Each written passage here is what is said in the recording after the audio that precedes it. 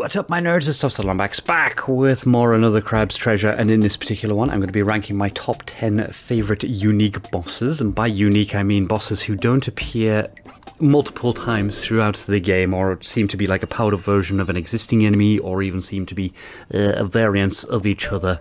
For example, Royal Shell Split appears multiple times, so it won't be. The Curdled Carbonara Connoisseur is a variant of the Polluted Platoon, as well as the Sculling Sludge, blah blah blah. So without further ado, let's get started. Number 10, the Consortium. Now this boss was a very big surprise. I was just kind of roaming around looking for bits and bobs and, you know, making sure I've got all my relics and stuff. And bumping into this bloody bastard with the strength that it was at the level that I was when I first met it, it was bloody brutal. But although, to be fair, even at this level, where I am hitting harder, I've powered my attack up as much as I can, it still takes 6 regular swipes of the old doodad to break the knots on the cage itself. I mean, it's a bit of a novel thing rather than having like a regular health bar to just take down little chunks, but this got so annoying so quickly trying to get those knots on the right hand side. So whilst I did focus initially when it appeared to get them, and I'm trying to use my special attack to whittle those down quickly, the bloody tentacle whip, oh my god, it was so annoying. And then one thing I didn't realise until I was recording for this particular fight is you don't just need to use that to get up. That netting on the back is very climbable, which I didn't know, and it made it a lot easier when I fell off during like the whole recording for this section. But yeah, I mean it's a pretty alright fight. It's not too aggressive. It's more threatening to be splattered than it is to be swiped at, except that tentacle when you're not paying attention, and it absolutely destroys you. But I mean, it's much better than both the Electric Eel fight and the Derbla fight, and that's why this one, out of the 3, is in 10th position. Simply because it's more enjoyable puzzly wise, a bit more satisfying to defeat, you know, and there's none of that like waiting between animations. You can just get in and get shit done. But yeah, on to the next one. Number 9, the Diseased Lycanthrope. Now this one, when I first came across it, I wasn't expecting a boss fight in the area. I mean, it was a big enough area, and it didn't strike me as an arena until I was up here, I think, because of the way I entered the area. So yeah, it did surprise me. I do like its design. You know, it seems to be some kind of amalgamation of furry crabs, all trying to murderize you. Although looking at it now, I think it might be one of those bloated fish creatures with the furry crabs attached to it, maybe? But yeah, still pretty fun fight, especially for an early boss fight. It was simple, but it was fun. On to the next one. Number 8, Magister, the Tyrant of Slacktide. Now this boss, I saw it coming a mile away. We knew the Queen were going to have to fight her at some point, but it's a really cool fight, and the fact that it gives me this claw ability that I've just used throughout the whole game, prioritizing it over everything else. But yeah, I mean, it's the first fight that really teaches you to move out the way. The poison is very heavily introduced in this one. And very fun design and very fun fight overall, but unfortunately just a little bit too short at the power level I'm at. So on to the next one. Number 7, Pagarus the Ravenous. Now this boss I didn't realise was going to become a story boss, because he drops a piece of the map that you need to progress the story. I just genuinely thought he'd be an optional boss that you could do. So when I beat him, before the story prompted me to do that, it felt pretty good that I managed to defeat a further down the line boss earlier than I needed to. But I love the design of this dude, especially with the fork and knife attached to his claws, with him being the ravenous one who's constantly eating. Very, very fun fight indeed. Bit of a pain in the ass with that move there, but I mean, every boss has got like a big move that just screws you over. But yeah, I mean, it's just very enjoyable. I don't know what much more else I can say about this fight besides fuck that knife and fork attack there. Yeah, so we're just gonna enjoy the rest of this fight as I get ready to move on to the next one.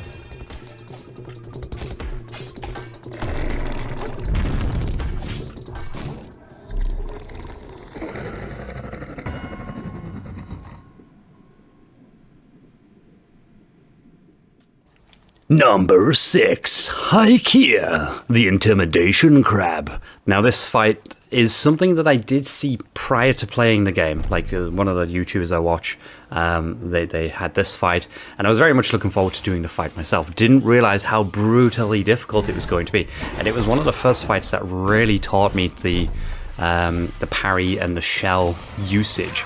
Because if it wasn't for using the shell, I don't think I would have ever done this without constantly running backwards and doing a forward charge attack. Very, very enjoyable fight when I finally learned how to do it. It was very, very frustrating the first few times I took it on. But as with most bosses of this type, when you learn how the fight works, the flow, the ebb and all that, it just becomes enjoyable to do. You see what you need to be doing, and the design for this is just awesome as well. I very much enjoy this fight in its totality of design and presentation. It's very, very fun indeed. So let's move on to the next one.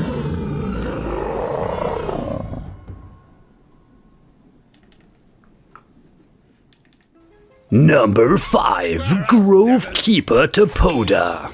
Now, with the way this one was presented in the story, in the sense that it was like, oh, do you want to go further in, or do you want to go do this, where it felt like it was going to be more of an optional boss, and I thought, oh, this one's going to be quite a very difficult, maybe higher leveled fight. But again, it's just another one that's part of the campaign itself, which, don't get me wrong, is not a bad thing.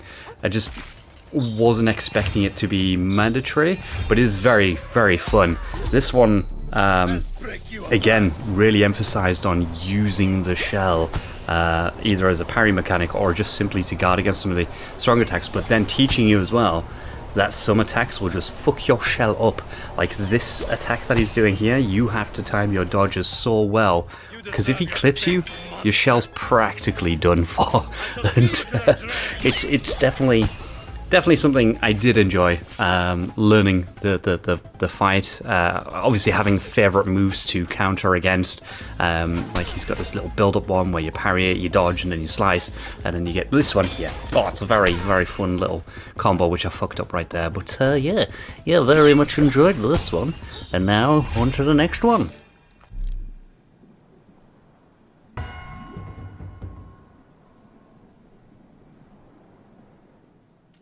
Number 4, Camta, the Bleached King, as well as Camta Reborn. I'm classing this as one single fight, because it is essentially just a multi-phase fight, despite the fact that there was a trophy for each separate phase, which surprised me.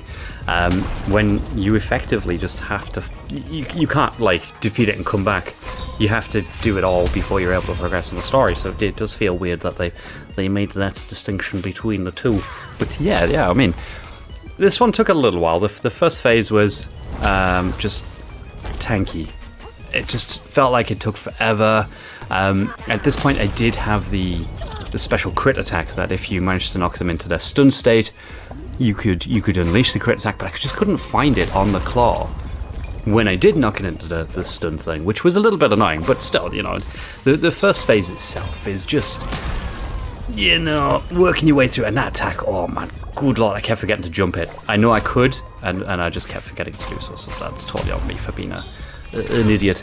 And these bloody teeth at the beginning, it is nice that you are able to trigger them all before you trigger Camta if you're careful enough, but every time he died, it was a pain in the ass to go back in and have to trigger those teeth so it doesn't just steal your shell and then just become like a fragile protection. Because that's what the teeth do. They essentially break your shell, become a shell, and is just the most fragile thing in the world. There we go, like I say, no special critical attack there, which is a shame.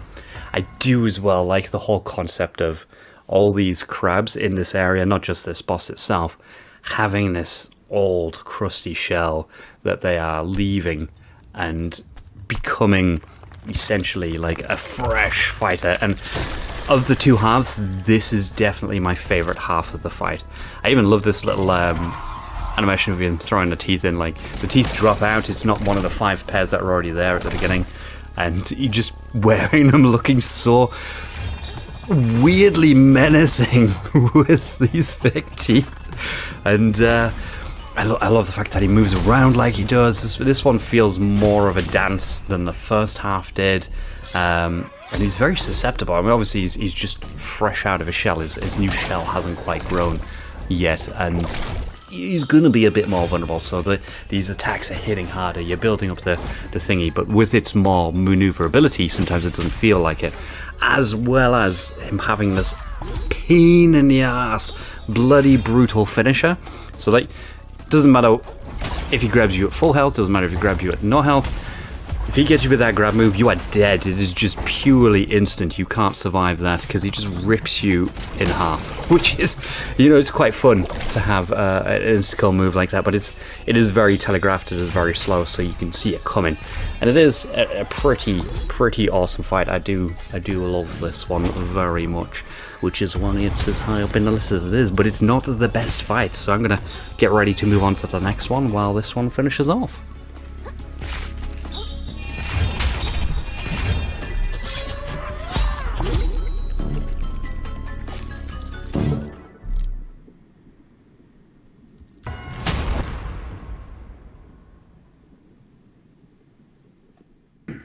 Number 3, Ingerton, Crab Hunter. Now, it was actually a toss-up between this one and number 2 as to which order I was going to put them. For me, they're both equally as great as each other, but I did like who's ranked second slightly more than I liked Ingerton. Plus, we're using the Ingerton skin for a crab for this video just because I could. But I love the movement. I think that's the one thing that pushed this fight lower into third was the whole ink thing. So annoying, just a frustrating thing. But the rest of the fight, the parry windows, the attack telegraphs, the design of the boss, the weapon is using, the fact that he's wearing keys and you do get one of them as an ability to power your weapon up after the end of the fight. It's just such a great combination. And I mean, we don't really get to learn too much about the character itself, so we don't feel too invested, besides the fact that we had that kind of pseudo fight earlier on in the game where we had to knock him down so far and then he got bored and he pissed off. So maybe that's why I didn't feel as well that he should be second, because he wasn't as fleshed out or as well known as who I've got as second. But it's a very, very nice fight with a very nice pace. The only thing that ruined it, for me personally, obviously it is part of the game and it's part of his character's design to squirt that ink out. But yes, let's just enjoy the tail end of this fight and I'll move on to the next one.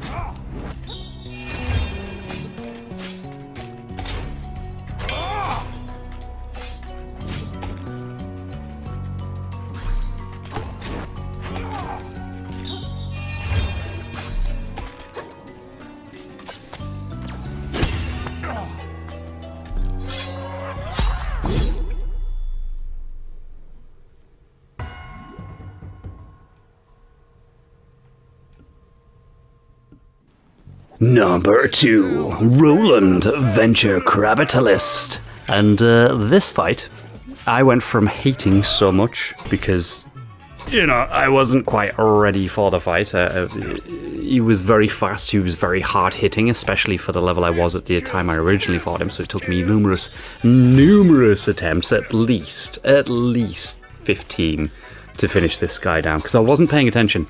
It took me taking a break, I went for a brew between the recordings, and I'm just kind of like, right, I need to slow down, I need to pay attention, as you do with any boss you kind of get stuck on in these types of games. Is you've got to sit back and you've got to evaluate the fight, and you're like, right, pay attention to the moves, what can I block, what can I dodge, and this was a really big turning point as to learning what actually parries, what actually you need to block, because you'll tank through certain parry moves and what to dodge. But it's a very fun fight. He's a bad guy who's being built up from the beginning. Well, not quite from the beginning, but from early on in the game. So it's someone we knew we were going to have to fight at some point. We knew it was going to be hard. It's like, yes, here he is. And his design's awesome. The fact that we get to fight on a pinball table as well, that is pretty awesome. Out of all of the arenas in the game, this is one of my favorite arenas. I don't think it would work for every bad guy, but definitely works for Roland here. Very much. I just wanted more fights like this one, and rank number 3 and what's coming up next, which I'm going to move on to while this fight wraps up.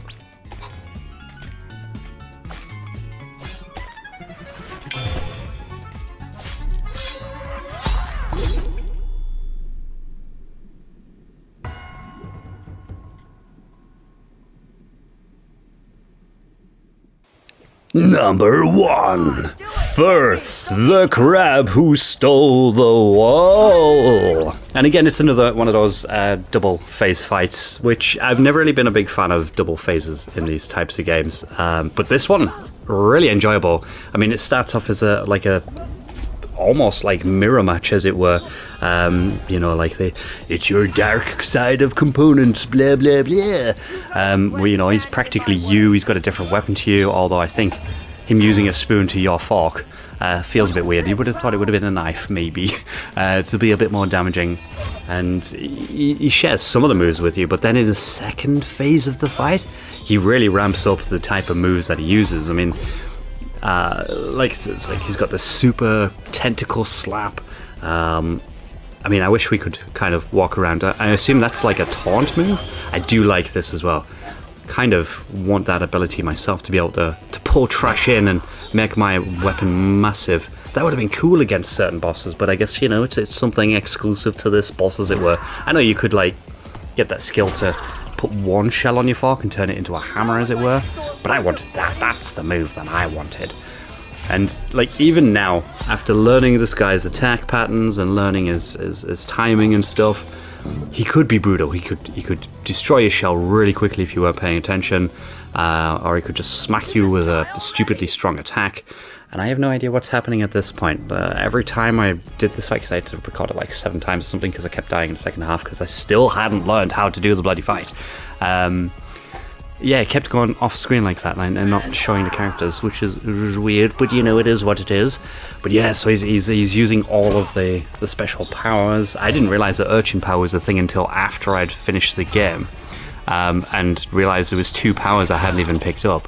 And like the urchin guy who is in the town, you get it from him by just constantly running into him, until he eventually gives you it. But whether you have the patience or the HP to survive bumping into the urchin or not and everything. But don't get distracted.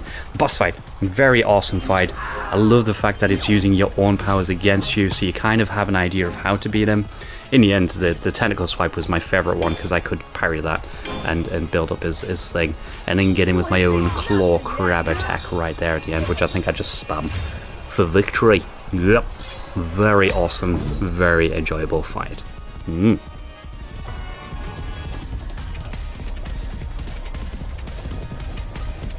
So that's pretty much it for my list. Obviously, my selections are subjective. You know, it's how I enjoyed the fights, and everyone's going to have their own opinions. So, you know, whoever your favourite boss fights are, do mention them in the comments. But that is going to be it for this particular one. So, thank you very much for watching this one. I really appreciate it. Whatever it is that you're doing and wherever it is that you are, I hope that you have a great time.